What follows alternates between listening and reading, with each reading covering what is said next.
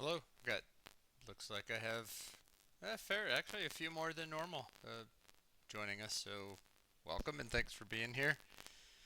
Um, so this is our uh, we have 3 more weeks, including this one of full meetings. But these last 2 weeks are sort of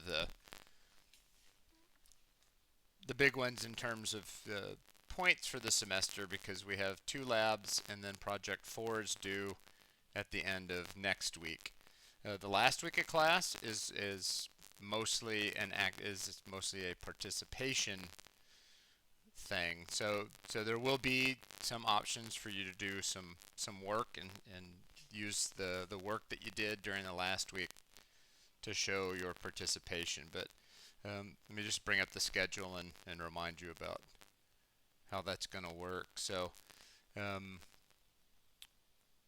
that's the whole schedule. So here we are in the week of May 12th. So next week is the week of May 19th, and then there's 2 options for the project that are due at the end of next week. And then the college has changed the last week, so instead of having a special final schedule, we have a regular schedule. So I will be here on Tuesday and Thursday, May 26th and May 28th. And what I will ask you to do is, I think the way I wrote it is to do 2 small programming challenges in a different programming language. So the purpose of the last week is not um, to catch you out for your semester's work in Go programming in the first semester. It's really to help bridge the gap between your first and second semesters of programming if you are going on to another semester. If this is your only programming class, then at least you can go out in the world and say, yeah, I've seen what C++ looks like. So that's what's going to happen the last week. Um, but anyway, I'm saying that because these last 2 weeks are important because they're our chance to get a good result on the fourth project and lab 15 and 16 to get the skills we need to do that. Okay, so what I'm going to do today is I'm going to complete lab 15, which I don't suspect is going to take super long, but I'm going to complete lab 15. And then I'm going to take whatever time I have left and I'm just going to use the same ideas we saw in lab 15 to start building up an example of a small adventure game.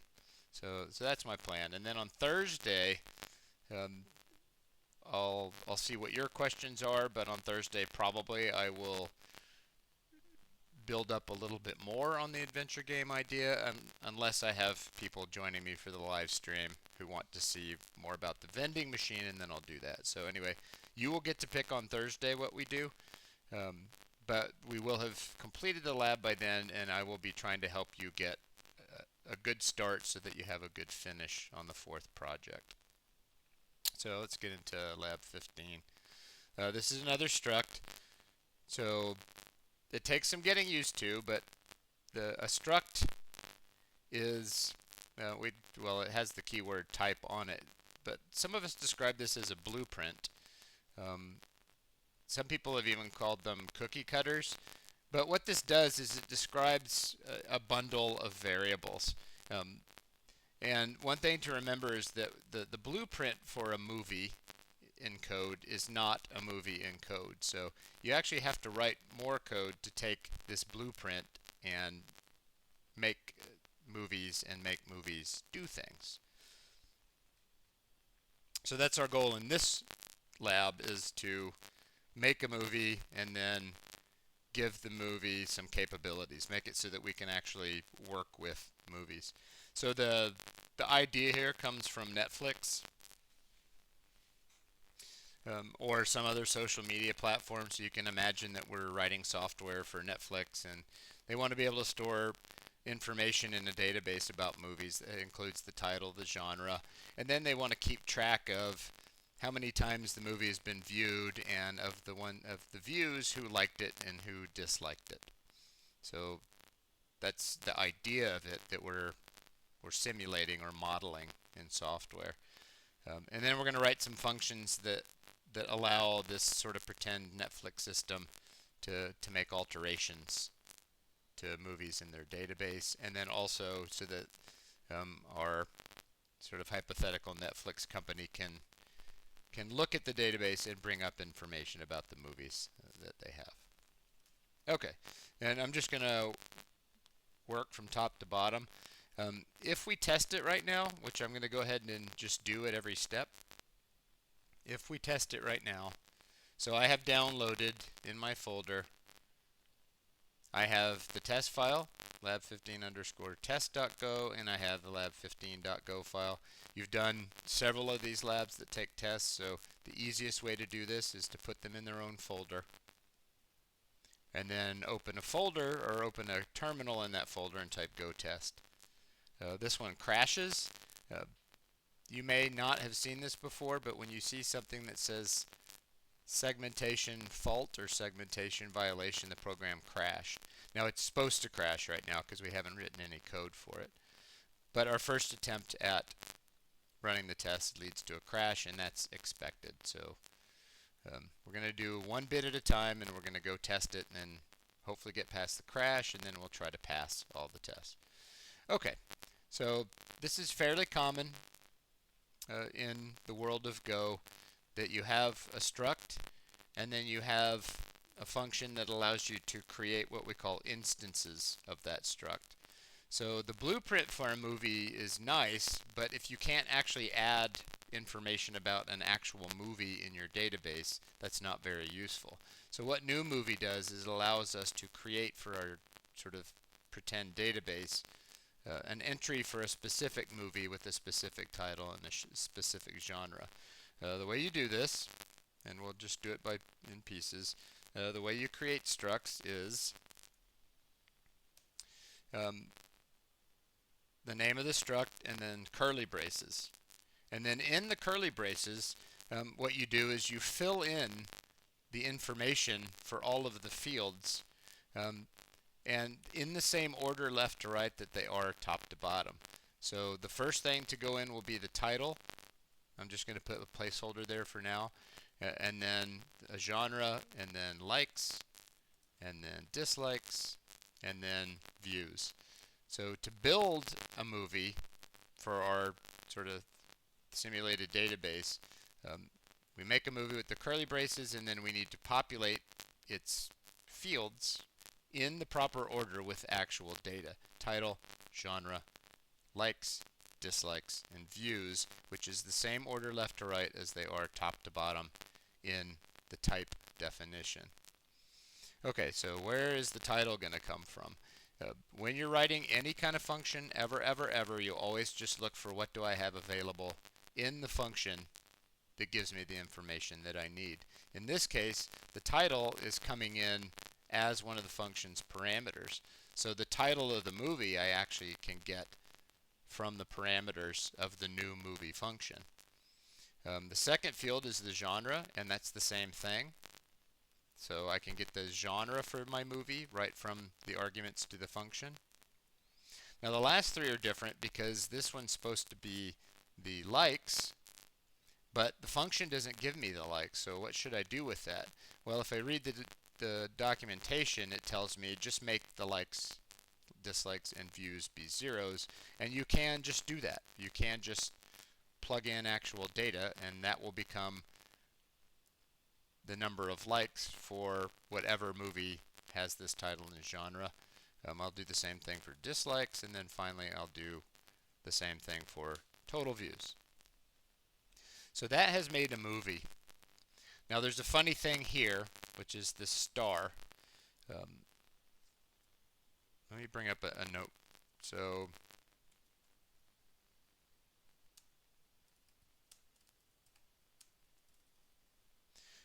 what we're doing this week is we call that pointers.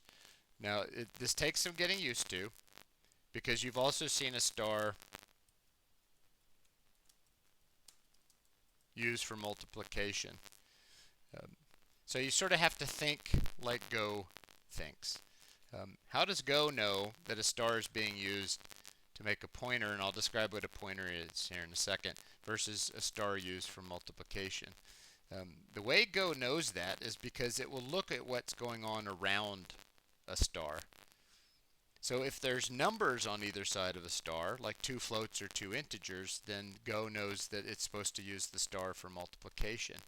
But if the star is just sitting next to the name of a struct, then it knows what you really want to do is make a pointer. Now pointers are confusing at first, and they have weird syntax at first, so you just sort of get used to what they look like, and eventually it starts to make sense. So this is a pointer, and I know that because the star is not between two numbers. It's right next to a struct name. So that's how I know that this is going to be a pointer. Now what does a pointer do? What a pointer does is it allows us to make a struct instance that we can then alter. So if I were to take the star away, that would just be a movie instance. If I put the star back, that's a pointer to a movie instance. The difference, at least for our purposes, is that a movie instance can't change. So if I make a movie instance, it's going to be stuck with that title and genre for all time, which is okay, but it'll also be stuck with 0 views, likes, and dislikes for all time, and that's not good because that's not what our hypothetical Netflix system wants. Our Netflix system wants to be able to take a movie and adjust, add to the likes and dislikes over time. So if we want to be able to change those things over time, we want a pointer to a movie and not just a movie. And I know that's just, it's going to feel confusing at first. But just if you see one of these, just try to get in the habit of telling yourself, oh, someone wants to change this possibly. Or at least they want the ability to change movies. Or they want a movie that can be changed. So this just is going to tell us, this is for making movies that we can alter the data over time. Okay, so that's part of it. Here's the part where it gets a little bit worse. This is just one of these, a movie. So as this is, it's just a movie, but we want a pointer to a movie. The way you take a movie that you built and turn it into one of these is you put an ampersand in front of it. Now when you go on to C++, if you do go on to C++, you're going to see lots of these symbols in that language someday. And you'll remember, oh yeah, I saw those same symbols in the Go language and they meant the same thing. So this is how I take a movie and make it a pointer to a movie, is putting an ampersand in front of it. And I know, why don't they just use the same symbol? It doesn't make any sense. It just, they don't. The ampersand, you should only see the ampersand in our class in these new functions. So like new movie that does a star movie, a pointer to a movie, we're going to have ampersand movie. I'm going to do another example here after I do this lab. So anyway, the star that says we're returning a pointer to a movie matches with this ampersand that creates a pointer to a movie. And unfortunately, it's just the way that it works. So anyway, let's go test that and see if we don't at least crash anymore. Okay, we don't crash, but we fail a whole bunch of stuff. I'm going to run this with -v. That's verbose mode, and I can see if I passed anything. So if you run it verbose mode, you will also see your passes, and I actually passed one. The one that was testing whether or not I'm correctly making a new movie actually passed, so I'm really happy about that. Okay, so let's go on to the next one. Okay, so this brings us to something very new, and I'm going to put the term in here. This is called a method.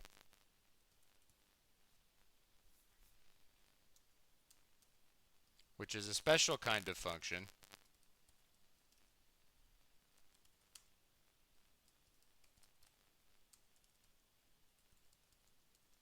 that's called by an instance of a struct. Now I'm going to have to show you an example of this in a little bit. But a method is a function, but it's a special kind of function. Another way to say that is that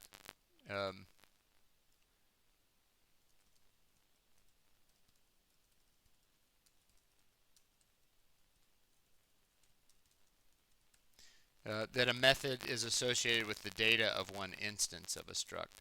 So the idea of a method is it's supposed to take a single movie in our case and do something to that single movie. Um, you and I as humans have methods, if at least as computer scientists would think of it. Um, so most of us have the ability to communicate somehow, right? So um, one of my methods is speak, and to have me speak specifically about myself, you would say Boyd speak. And the fact that you said Boyd in front of the speak means that you want Boyd, the instance Boyd specifically, to speak. And that's just, I'm trying to help people wrap their brains around this a little bit. Um, Now, this is very abstract because you look at this and you sort of get the idea that I need to adjust the likes on one of the movies, and your brain wants to tell you, well, which movie? Which movie is it? Is it Jaws? Is it Harry Potter? What is it? We don't know. So often in fact, most of the time when we're writing functions, we don't know specifically the information. All we know about add like view is that it's going to be called by some movie, and we're supposed to adjust that movie. And again, there's like no easy way to describe or teach this. You just kind of have to do problems and you start to develop a feel for it, at least in my experience. Okay, so, but what this means is that this function is associated with the data of one movie. So if I'm going to use any data in here about a movie, it's going to be this movie, M, which is a pointer to a movie. Here's the pointer again, by the way. And that being a pointer means that we can change things about M if we want to. And in this case, we do want to change things about M because we're supposed to increment the likes and the views. The easiest way to do that is to take M's likes. So there's M dot to access the likes field and increment it. Plus plus means add 1, which is the way most of us would do it. There are other ways to do it, but that's the way a lot of us would write it. And then I also want to increment the views.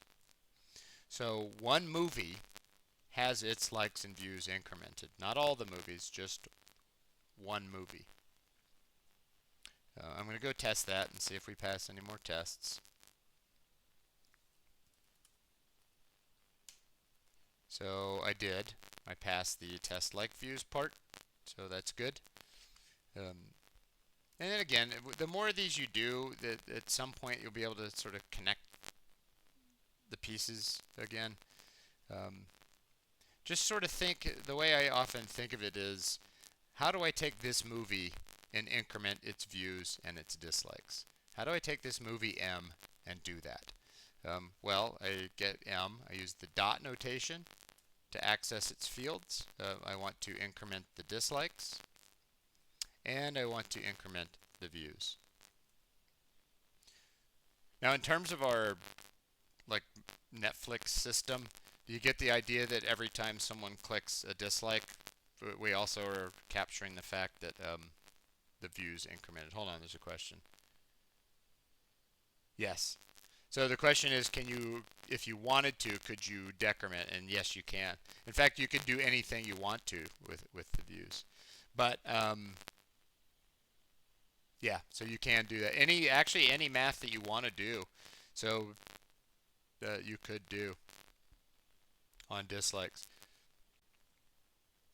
So you could do this as an example. I'll take it out, but you could, as an example, say, well, what if I wanted to reset all views on a movie?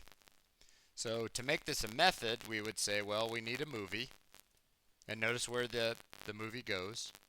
And to reset all views, then well, I just go to the likes and make that 0, and the dislikes and make that 0, and the overall views and make that 0. So I could, if I wanted to, just do a hard reset on one of the movies.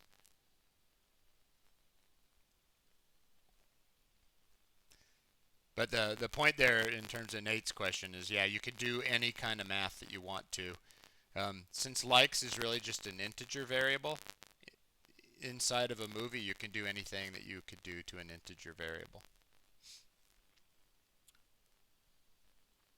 Okay, let's. I'm going to go back and test because we just did dislikes. So um, let's see. I pass test new. Oh, because it's looking for the outputs. So I'm not passing anymore yet, but those are correct. Okay, so percentage likes. So in this case, I want to take the information about a movie and compute a float 64, which is the percentage of the likes against the total number of views. And if you were here during last week, I think it was Wednesday maybe, and also Thursday, we talked about this, so I might just sort of save myself some time. Um, so I think Baby Doll's here. If Baby Doll's here, this was her thing. Yeah, it is. So um, I forgot to do what I'm about to do, and Baby Doll caught it last week in her code. So here we go. I'm going to take this movie. This is a method, so I'm going to take information about this movie. I'm going to compute the percentage of likes against total views and return a float.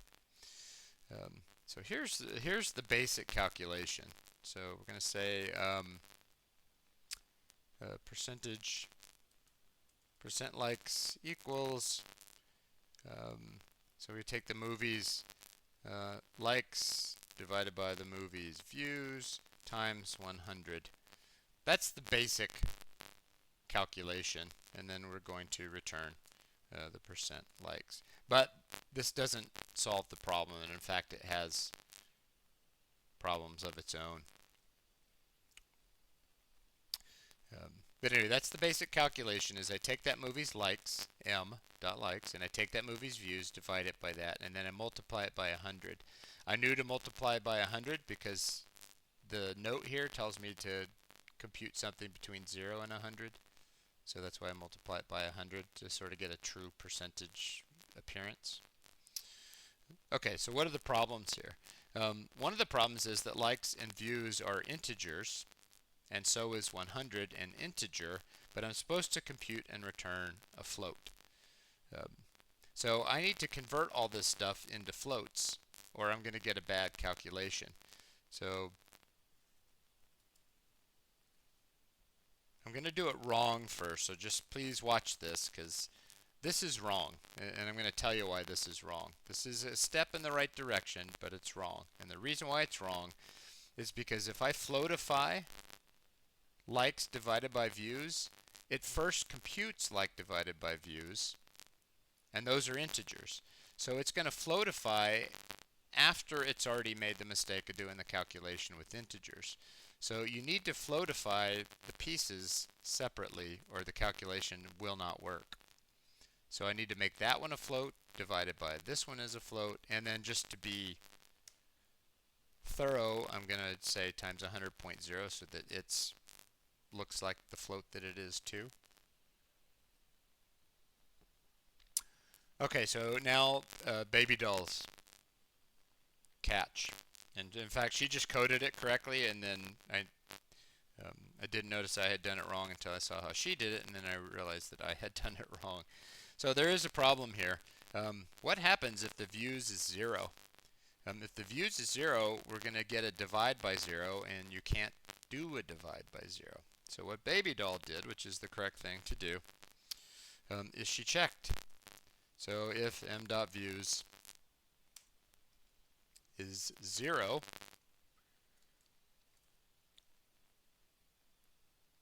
then there's no calculation to do. I cannot compute the percentage of likes against 0 views. In that case, I'm just going to return nothing, 0. So they're going to get back 0. Sorry, I can't help you. And then I'm going to put the rest of it inside of an else.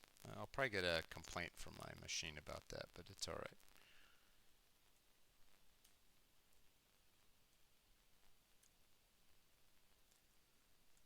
So you have to watch out for that when you're doing a division problem to try to cover against the potential for dividing by 0. Hold on, I had a key pop out on my keyboard. Let me fix it if I can. Okay.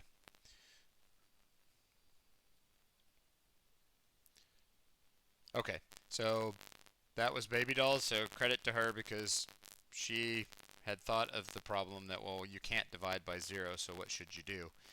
You should handle that separately. So if the views are 0, just return 0. That will be 0% likes. Otherwise, you can do the full calculation. So I'm going to go test that and see if we pass. So now we're passing the like views, so that's good. This makes the dislike views easy because it's the same thing, just with dislikes instead of likes. So, oh, sorry, I was putting parentheses around that like C++. But fortunately my editor took it off. So again, if we're supposed to compute the percentage of dislikes, well, if this movie has no views, I can't really compute that, so I'll just say it's 0%. Otherwise, I can compute the dislikes. They're still integers, so I need to make sure I convert them into float. So now it's going to be the dislikes floated divided by the likes floated times 100. And notice again, I'm using the M, the movie, I'm grabbing its views and dislikes. And then I can return the percent dislikes.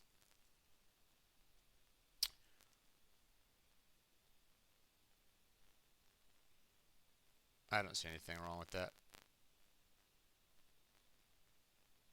Let me see what it says. Disk likes. Aha. Dislikes. Okay, so there's that one. And am I passing? I am not. Dislikes. Oh. There's a problem here. I'll give you a second in chat to see if you can find it. I made a mistake.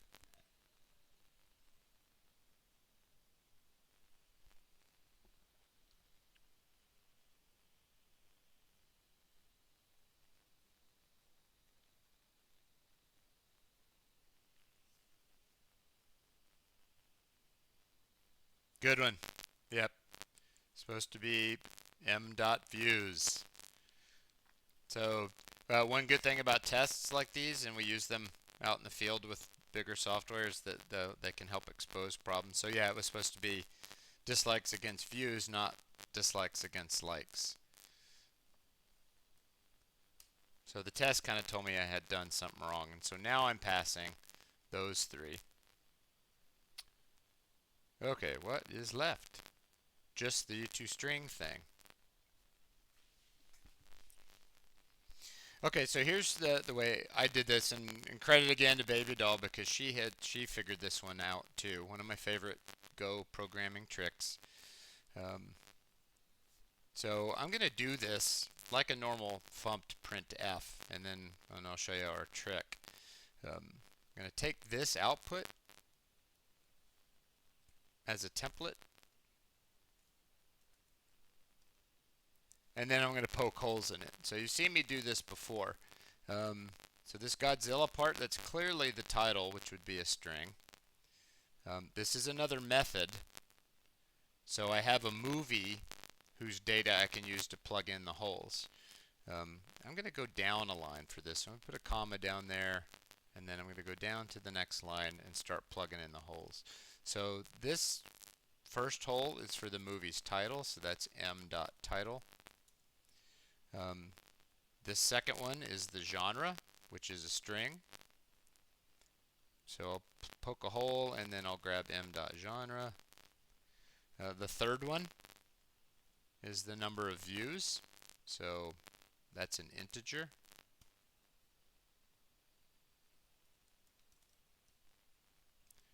And then the fourth one, right here, that's the percentage likes. So this one takes some craftiness, but that's basically a float with 2 decimal places. This percent here is the one that I want to print, which I think just works like that. No, I think you have to do 2 of them, don't you? I'm pretty sure you have to do. So these 2 at the end of the F are so 1% prints out. and then what goes in that hole. So here's the trick. I don't have a field that gives me the percentage of likes, but I have a method that gets me the percentage of likes. So I will use the method on that movie to get its percentage of likes. So that's step one, is to pretend like I'm doing a fumped.printf. But what this function is supposed to do is not print anything, but instead put all this stuff together as a string and return that. So it turns out that you can take a fumped, and instead of having it print, you can actually make it make a string. So notice how I did sprintf, big S, little p, and then I can capture that as my output. So now my output is the result of a fumped.sprintf, which takes my printf, and instead of printing it to the screen, it actually just makes it a string variable. And then I can return my output.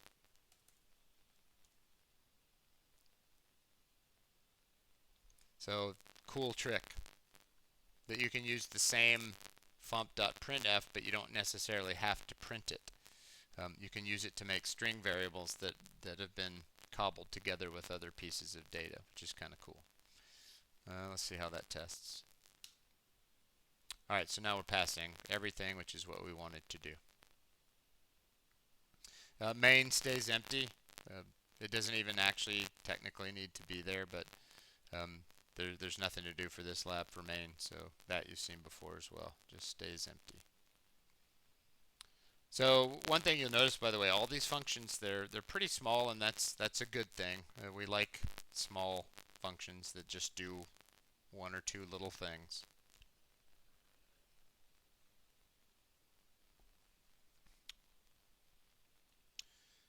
Okay, so that's the lab. I'm going to sit here for a minute or so and see if we gather any questions.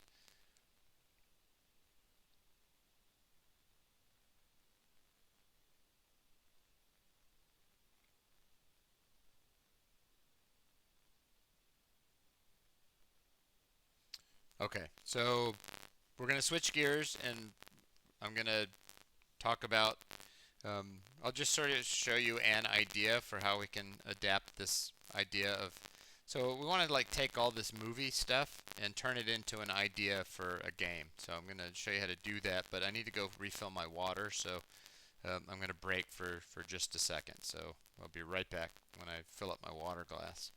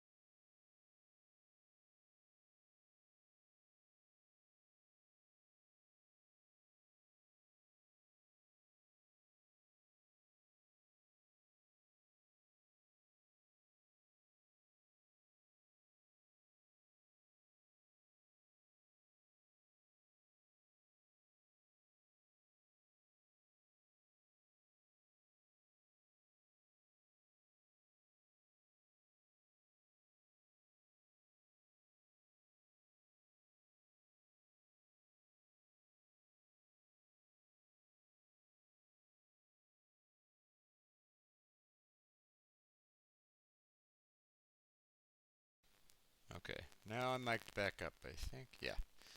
Okay, so didn't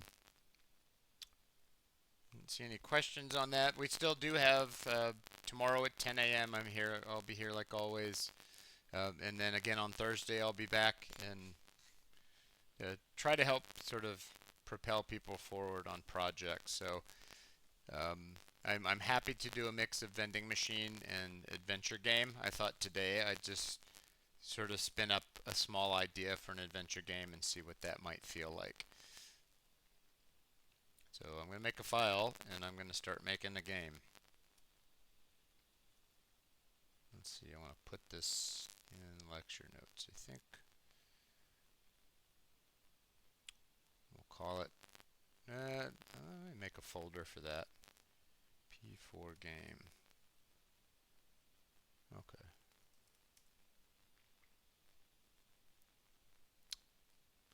Okay, so I'm going to try to take those same ideas. We had a movie and we had some methods for a movie and we had a function called new movie. And I want to see if I can start to adapt that to the idea of a game. So I'm going to do, um, apologies for this, but it's, I personally, okay, vending machines is, show that in your game example. I can, yeah, I can. So I'll make a point to put a decrement in here, and we'll see, Nate, if it applies to your situation. If not, then we'll do something different to make sure that you've seen what you need to see. Okay, so I'm going to do sort of just a classic adventure style game. So probably like gold and fighting monsters, just a little thing like that. I think most people are at least familiar with it. It may not be your favorite theme, but um, probably sort of get the basics of how a game like that would look and work. So let's make a game. I know I'm going to need fumped. Okay, so I'm going to, let's put main in here. Okay, so one of the sort of fundamental building blocks of a game where a player's like gaining experience or finding gold and fighting and losing health and healing health is a player struct. So what we should do is let's make a struct uh, where we sort of capture the information in one container, the struct, about what a player is in our game. What kind of information do we want to associate with the player? I put a little note here. So player is the player of the game. One thing I know I'm going to want them to have is a name, so I can say, hey, you know, Jane or whatever, Gork, uh, go in this room. Let's see, they want a name. Let's give them some gold.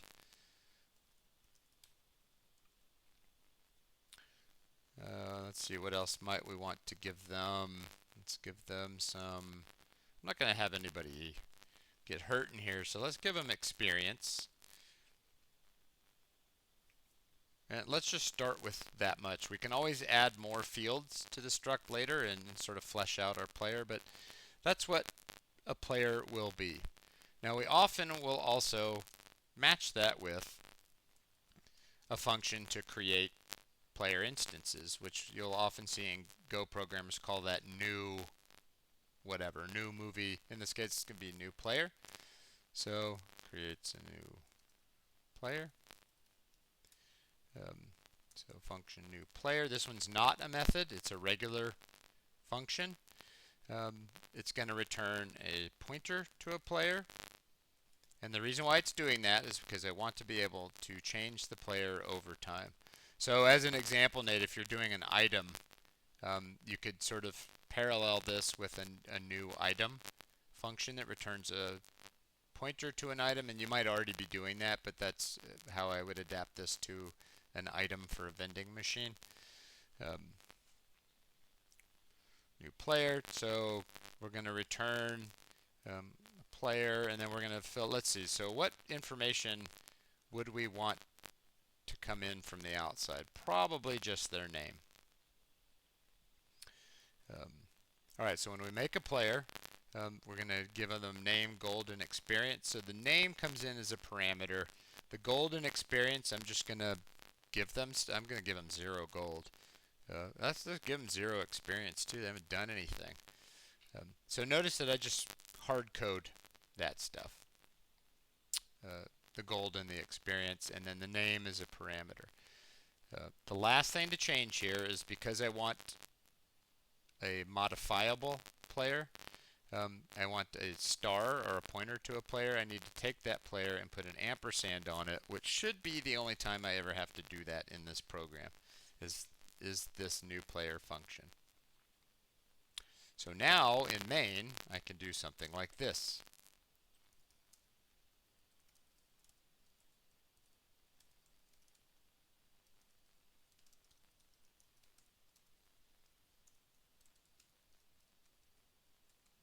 Oh, you've seen that before. Look, there's one now.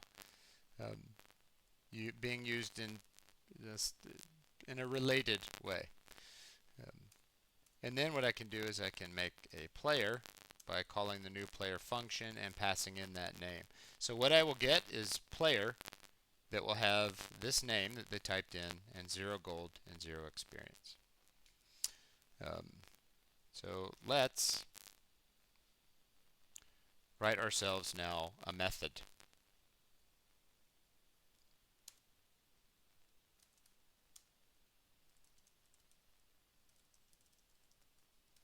And I'm writing these notes so that you can keep track of what I'm doing. So a method. So what does a method mean? Well, a method that needs to access information about a specific player wants one of these. Now we're using star players because we're going to have our player be mutable everywhere, basically. So this is a method coming up that's going to use information about this player P. I'm going to call it print. Don't need any parameters, and I don't need to return anything. I'm just going to here literally do a func.printf. And what I want to say is their name, and then how do I want that to look? Maybe I'll say gold, and then their amount of gold, and their experience, and their amount of experience. And then what I fill that in with is that p player dot name for the first field, p dot gold for the second field, and p dot experience for the third field. So this is a method, and you haven't seen the other end of the method equation, but I want to show you then how, if I'm actually writing a program with methods, what does that look like? So I want to print information about this player right here. So the way to do that is you take your player, use a dot, and then you call the function. So I want to print using this player as the player whose information gets printed. This one is the player whose information gets printed. So I'm going to try that. Game. Okay, so I need to go way back. Got it.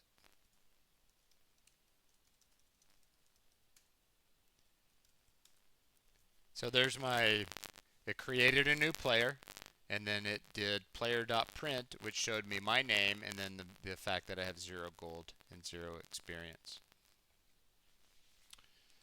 Okay, so now let's just do a little experiment where we give them some gold or experience. So I'll just go about it the way I normally go about it. I usually write the method first, and then I go use the method second. So I think to myself, well, I want to be able to take a player and give them more gold. So I would write a method for that. I'm going to call it give gold. Adds gold to the player's gold. So that's all it's going to do is take some amount of gold and add it to their gold. So I'm going to write a method, which means that it's a function, but it's a special function that needs a player, give gold, and then I'm going to have an amount of gold that I want to give them. This one's not going to return anything. It's just going to take this player and bump up the amount of gold that they have. So how do we give them this amount of gold? We do p dot gold. The way I would do it is I would do, well, we could do it the long way, which is their new amount of gold is a result of taking their old amount of gold and adding the amount of gold that we are hoping to give them. But the faster way to do that is to say plus equals. So we're going to just grow the player's gold by the given amount. So I'm going to try it down here in just my little experimental program. I'm going to try to give him some gold. And then give gold wants me to specify an amount, so I'll just give them 10 gold. And then I'm going to print them again, and they better have 10 gold or something didn't go right. So let's see if they got the gold.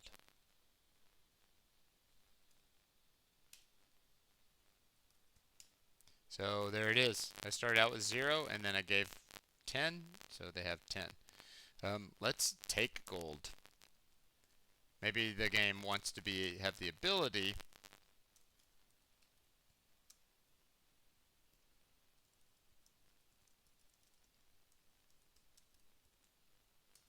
to remove gold from them. So I'm going to write a method for this, which means it'll be a function, but it's a special kind of function that needs a specific player's information about. Take gold. I'm going to take some given amount of gold.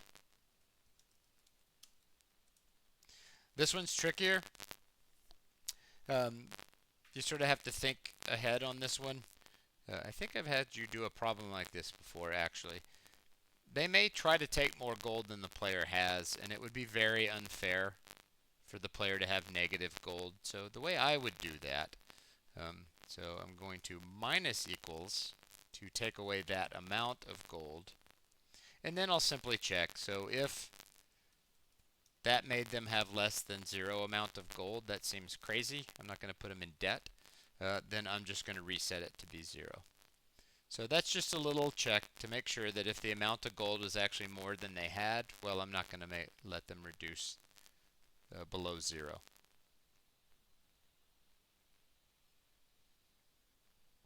But I'm going to test that. So first thing I'm going to do is I'm going to take some gold from them.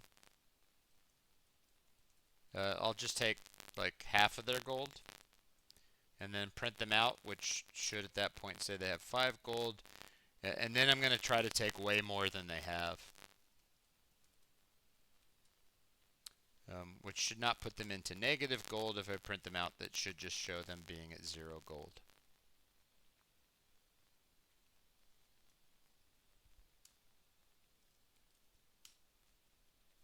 So there's starts out with no gold. I gave them 10.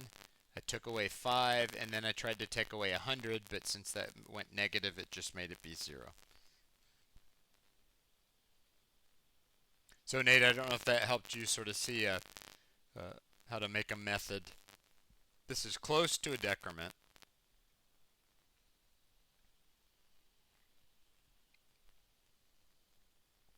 Oh, what we could do is have a leveling, Nate. Let's do a level. Let's give the player a level. So here's another thing. So I'm going to go back to my player because I've decided, oh, you know what? A certain amount of experience should lead to a new level.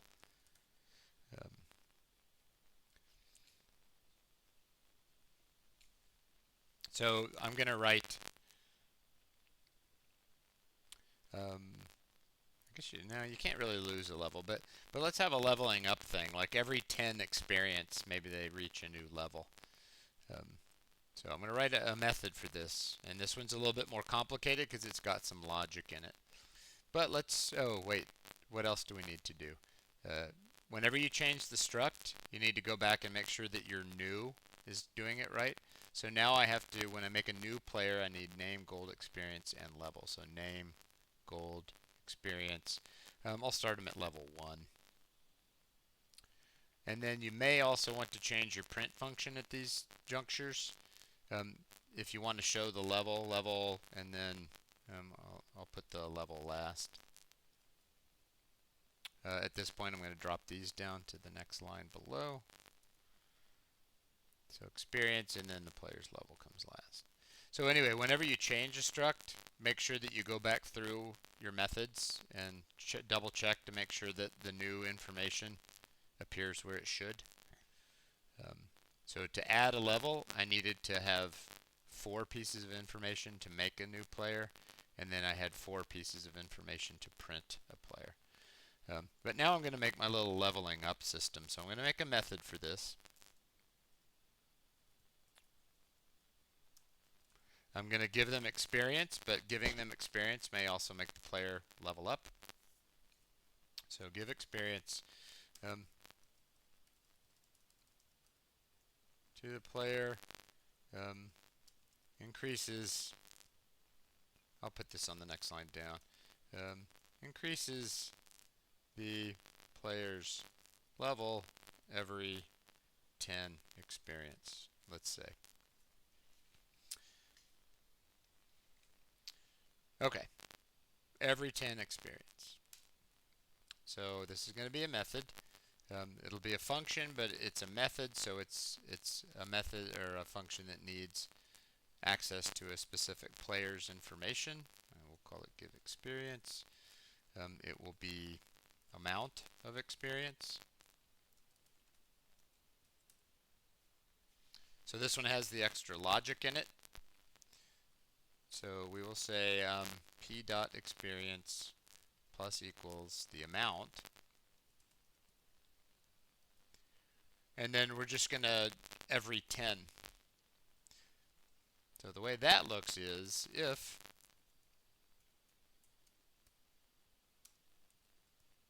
well, they won't be at 0, will they? No. So every 10 is mod. So this is how I can say every 10 experience points, I will level up. Pretty neat.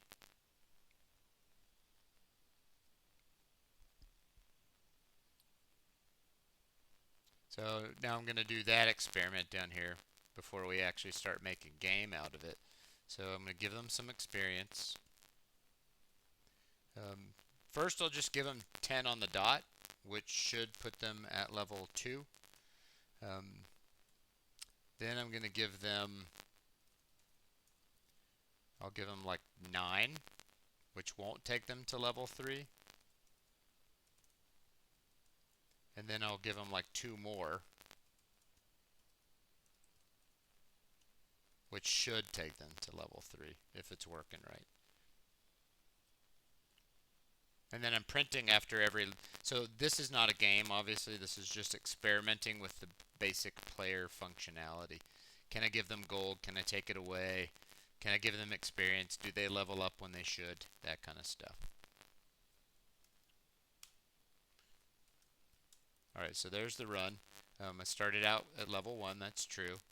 Gave them some gold, I took 5 away, I took 100 away, which took them to 0.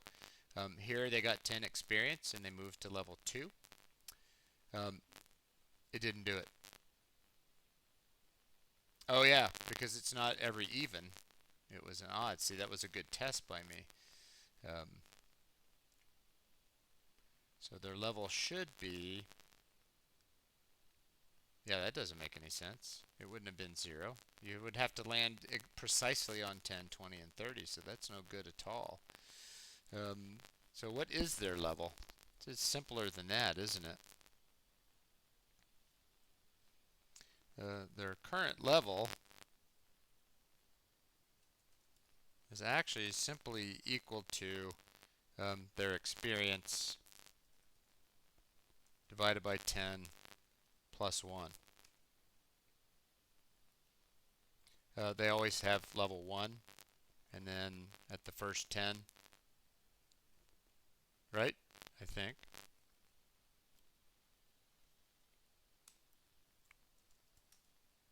Yeah, okay. So it was good that I did that little test because my leveling system was broken until I realized that they should have, since they cracked 20 there, they should have gained a level. So the level will simply be a factor of the amount of 10s they have plus the level 1 that they started with.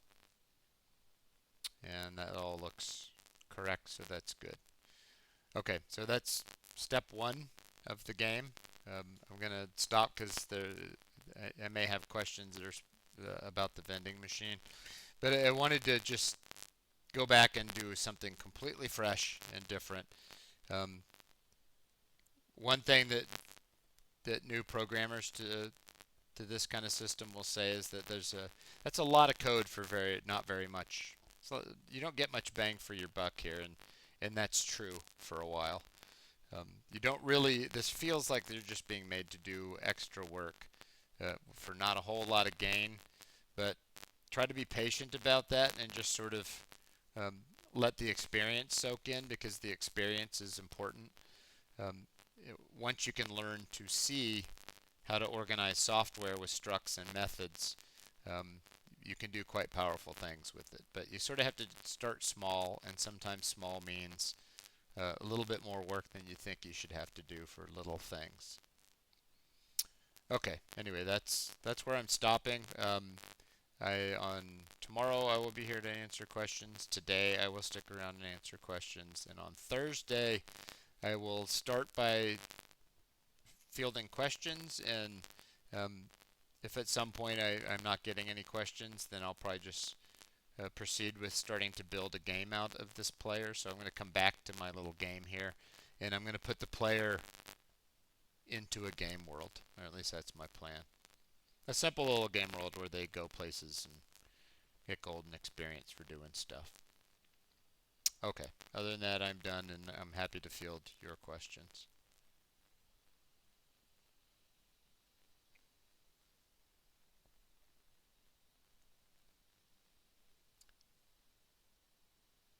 Let's see, using scanline and structs together to make a decrement.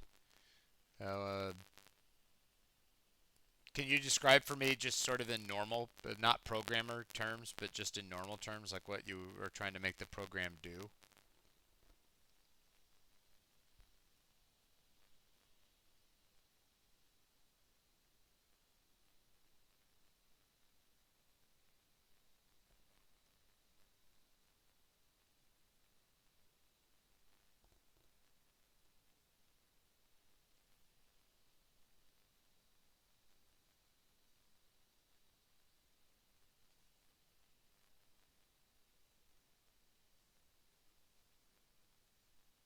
Yeah, I just did that.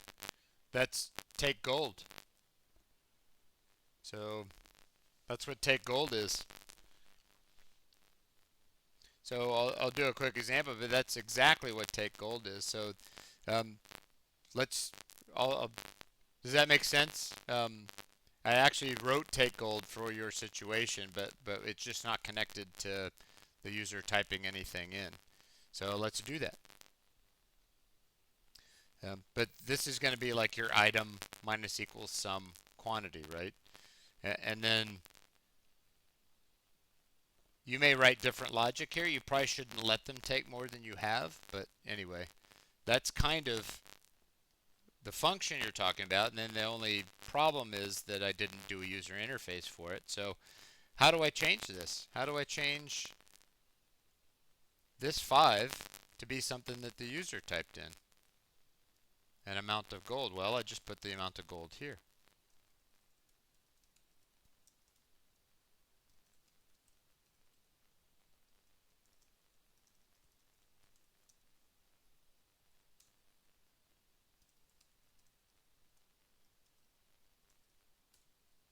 And then instead of hard coding 5, I will just say, well, whatever amount of gold they just typed.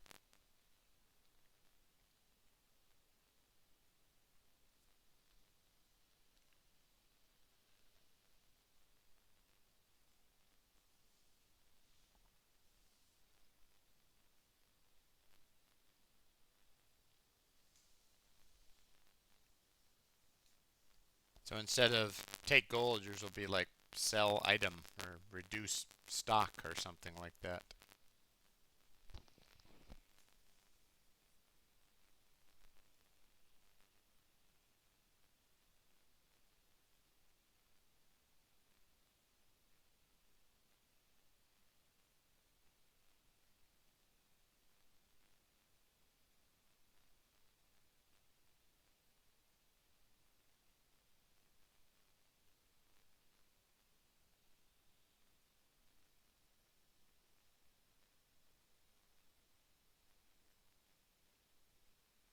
Well, I don't know what that means, to be honest. If they pick an item using another part of the struct,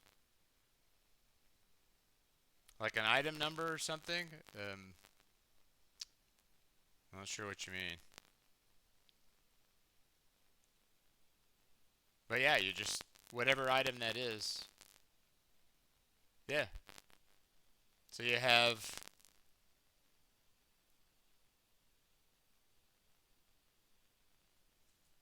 this is not real code, but you have some item. And one of the things is like the item number or whatever it is. You have a quantity, which is probably an integer, something like that. Um, so you'd have a function which is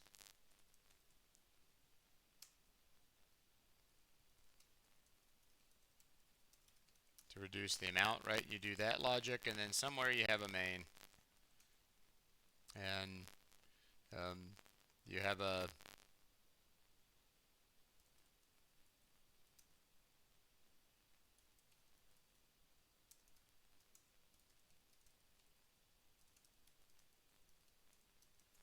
the item number actually probably doesn't do just a whole lot here, but um,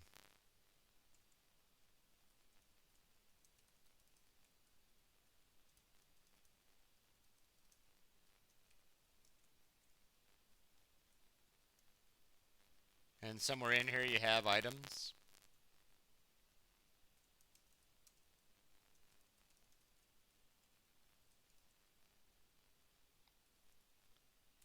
I have, should probably give them a name. It's kind of weird.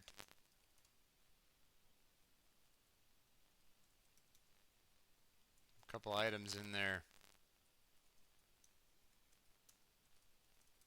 This assumes that you have a new item function. Something like that, right? Else if number equals 2.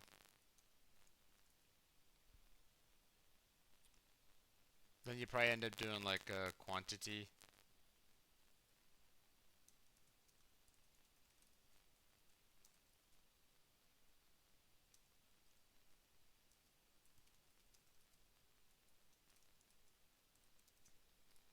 By the way, it's kind of cool to use. So this is item 1. Use the item's name in there.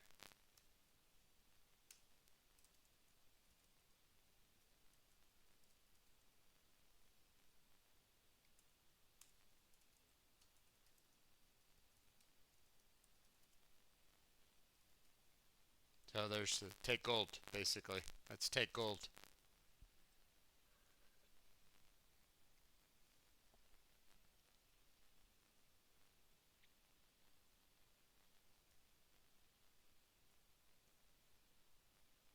Next one will be item 2. And so on.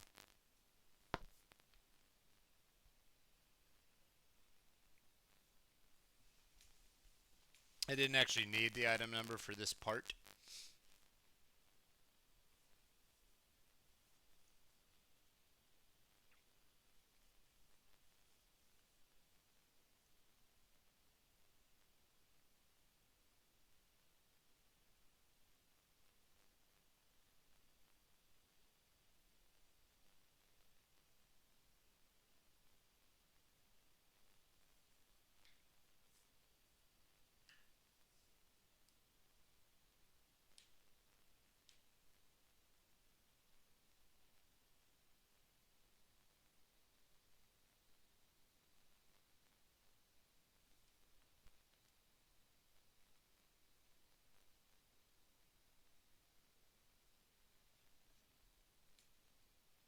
Okay, yeah, hopefully that, but yeah, I'll be here.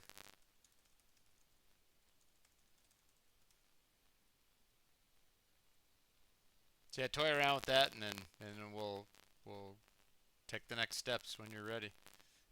Anybody else have any questions before I sign off for today?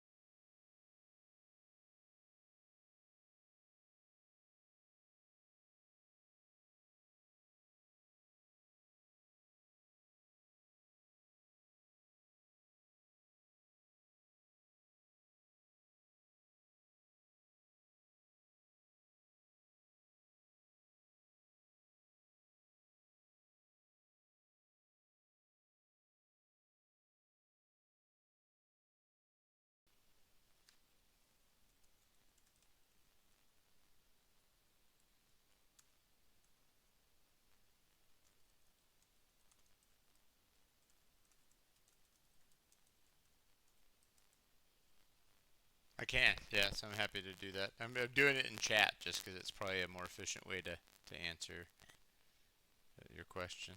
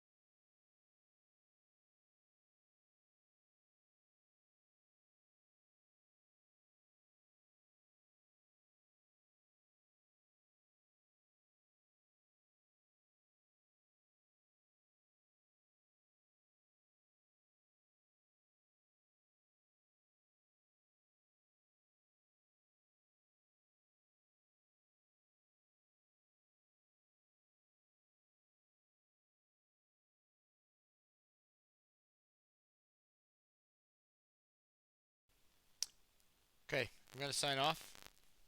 Thanks for more than normal, so thanks for being here. Be here at 10 in the morning. Uh, Bye, baby doll.